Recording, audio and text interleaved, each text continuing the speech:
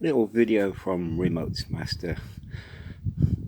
Gas fires like this rather nice plant in this pot come in all different kinds of varieties, and a picture of your fire when you're looking to get new parts like a receiver or a remote doesn't really help me, although I would agree that I'm sure your gas fire looks lovely without a picture of the data plate, which would be technical information usually on a label inside the bottom of your gas fire.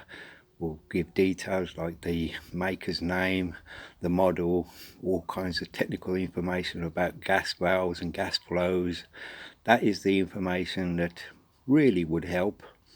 And even better if you have the receiver unit that's in your fire, that's the part that receives a signal from the remote. Those are the information that I need in able to help you find the right replacement parts. And I hope you like the pot plant, and maybe this information will help you. And you can always find Remotes Master by doing a search on Google for Remotes Master on eBay. Thank you.